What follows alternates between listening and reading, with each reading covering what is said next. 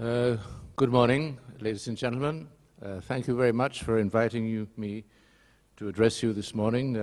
My thanks to the ICT, to Dr. Boaz Ganor, the chairman of the governing board, Mr. Shabtai Shavit, the former head of Mossad, whom I served as deputy head, and many of my friends who are here in the hall, including Mr. Aaron Sherf, who I believe is a member of the governing body of the ICT. And if I've been guilty of omission in one or two names, I apologize. When I entered the Mossad in 1961, I was a very proud recruit.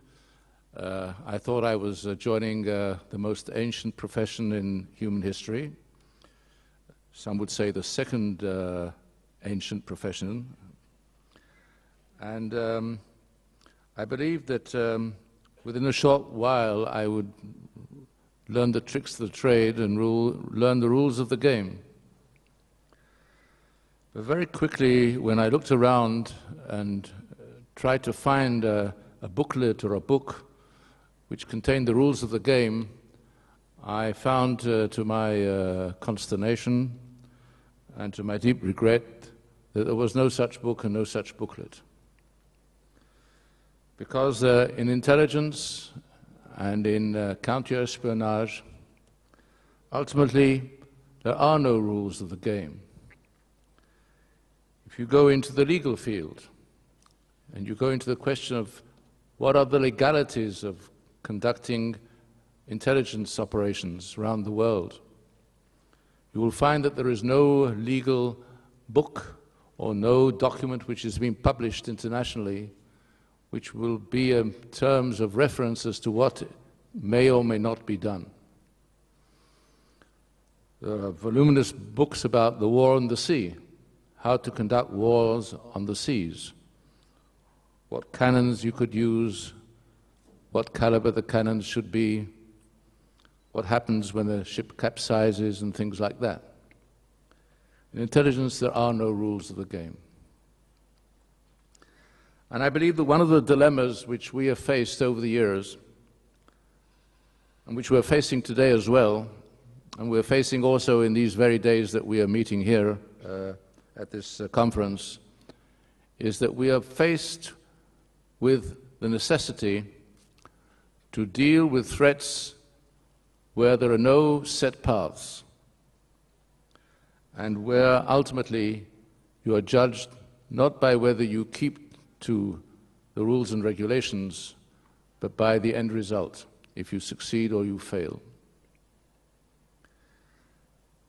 And I'd like to say something about these and other dilemmas in the minutes that I have to address you.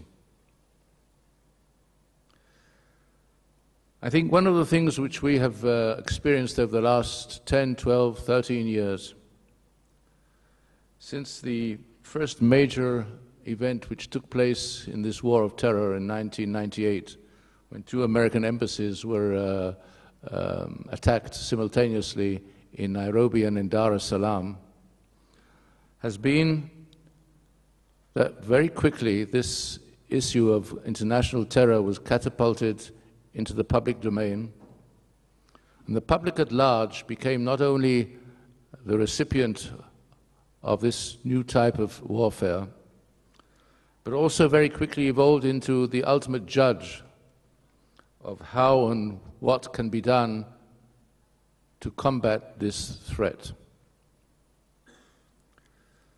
We have found that public opinion has been a major factor in determining the ultimate capability of intelligence services and security services and political masters throughout the world to take decisions which are fateful to both their own nations and to the international community. And they have found, and we have found, that this has put an enormous strain on some of the basic rules which we did actually adhere to, self-made rules, which we have kept for a very long time, and which are now, I think, in danger of being overturned in very quick succession. The first rule, ladies and gentlemen, is the ultimate rule which governs the activities of every head of an intelligence service around the world. And that is his sacred task of preserving what we call sources and methods. Those are the inner sanctum of every intelligence organization, the sources and the methods, protecting the lives of the sources or protecting their continuing operation to prevent them being revealed in the public domain. Because therein lies the capability of a country, of a society, to conduct the necessary operations which are necessary in order to obtain the information which gives the early warning or gives the nitty-gritty which is necessary to uncover a terrorist plot and ultimately to foil it. But when you have a situation as we have today, where the public is an active actor in this chain of events, it's the ultimate judge of what it is that one can do and should do. We find that we have a problem which is almost insurmountable. And we've had this in the past week, ladies and gentlemen, if we needed any other example to alert us to this fact, with the current situation surrounding the events in Syria and the attack upon the civilian defenseless population with chemical agents. It has become necessary internationally to convince hundreds of millions of people, citizens of the world, that the information is valid, that it's correct. And this is almost mission impossible without revealing sources in one way or another, and ultimately revealing methods in one way or another. In 1998, shortly after these two events that I mentioned, when American embassies were attacked in Nairobi and Dar es Salaam, I had an occasion to meet with the then director of the Central Intelligence Agency, my friend and colleague George Tenet. We met in a third country because we needed to meet quickly, and our traveling schedules didn't permit us to visit each other in our own countries. And we looked at what was happening and what we had to do. And we immediately sensed that the first and number one consideration we had to take into account was not the operational capability of what we could or could not do, but how the political masters could be convinced to take actions the like of which had never been taken before. Because if two such acts were carried out in Dar es Salaam and in Nairobi, without any early warning whatsoever, it meant to say that the enemy, the threat in this case, was a very sophisticated enemy, that they were able to carry out activities in two different countries, 100 or 200 miles apart, in a coordinated manner, and also to effect the escape of those who carried out these acts into safety before anybody else could get on the scene. It meant to say that the build-up of the operation was such that there was use of communications. Ultimately, it became clear that the communications were public communications, just as when the operation of 9/11 took place. So this was a new ballgame. It was a new ballgame both in the legal field and in the public field. And we have found over the years, all of us here in this hall, that in order to win this war of convincing the public, you are having to face the dilemma of whether you sacrifice the source and the method or you don't. And how far you need to go in sacrificing the source and the method.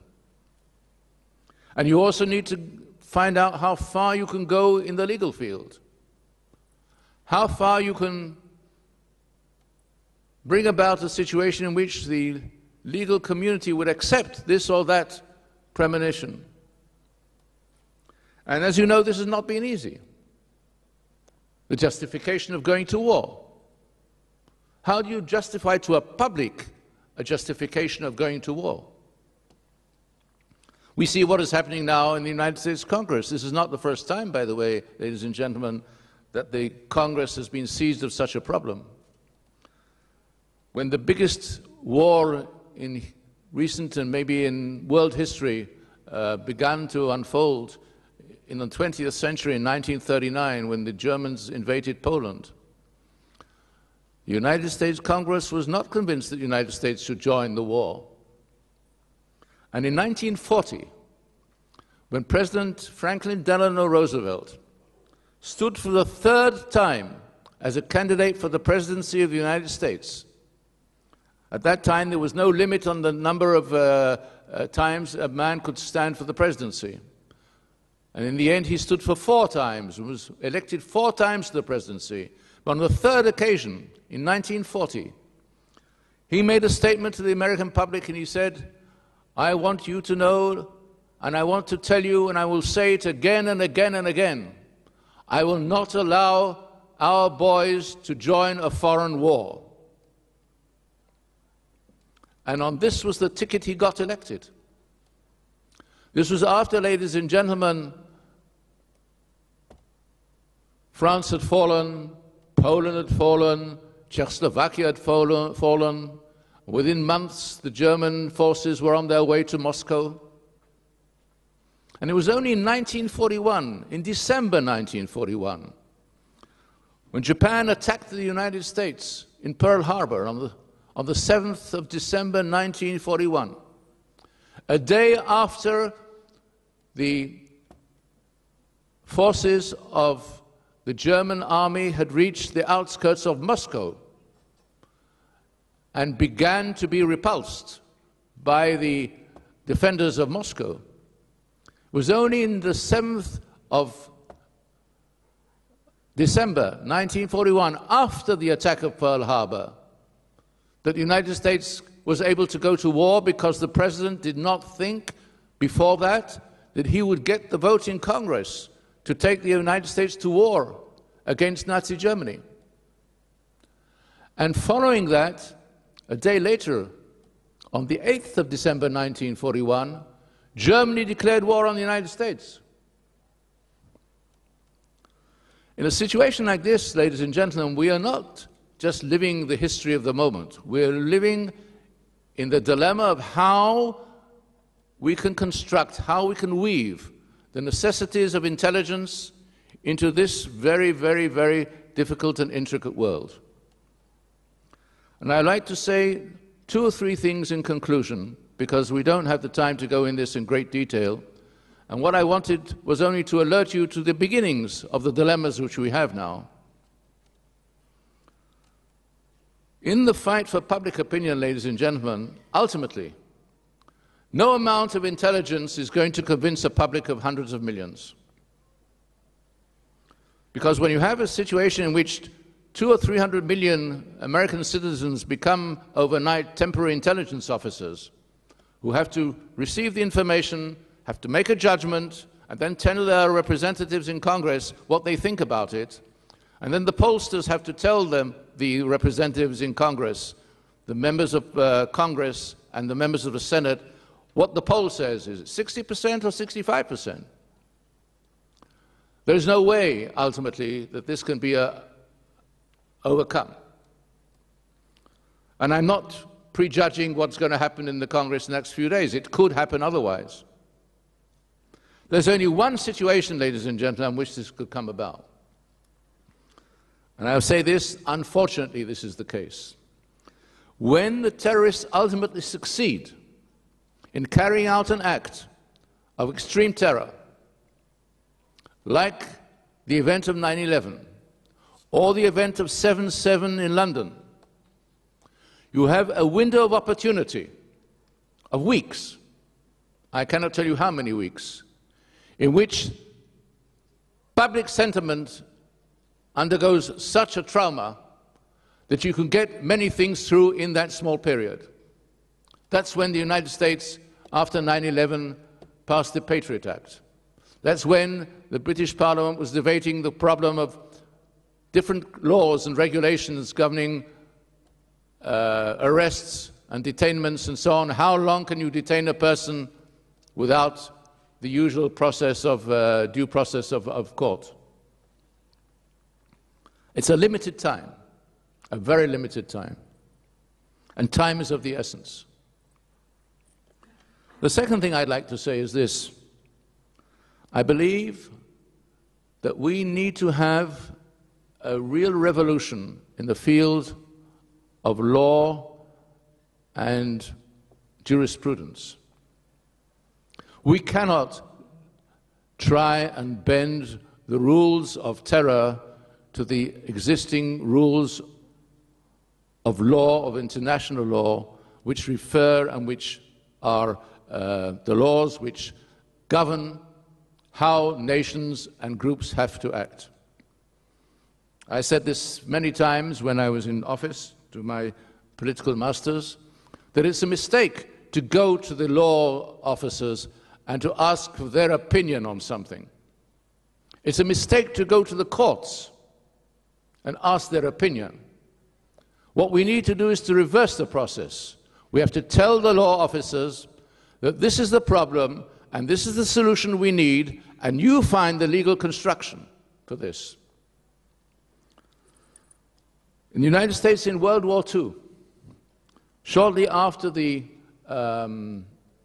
event of Pearl Harbor, the United States rounded up hundreds of thousands of United States citizens of Japanese origin and interned them for a very long period of time. And a few years ago, I had the opportunity of inviting over here one of the celebrated judges of the United States of America, whose name is Richard Posner, a professor of law at the University of Chicago and a president of the Seventh Circuit of the U.S. Appellate Court, a brilliant jurist. And he, in a public statement, said, in situations like this, what we do is we don't go to the courts. We do what is necessary. And after the war, when it's all over, we need to apologize to somebody, we apologize. And I believe that it needs this kind of a change of mind. We have a saying in our language, you have to change the diskette in your head, and you have to think differently. And if we will think differently, we'll have a chance to protect our sources, to protect our methods, to protect the country, to protect the nations. It will take time, because ultimately, I think there's something healthy about living on this earth. And ultimately, we will find the ways of protecting ourselves in this situation we were in today. But we have to be aware of the dilemmas which are posed to us, and we have to be aware of the fact that unless we change the way we approach this, we'll have to go on for a long time until we ultimately do the right thing. Thank you.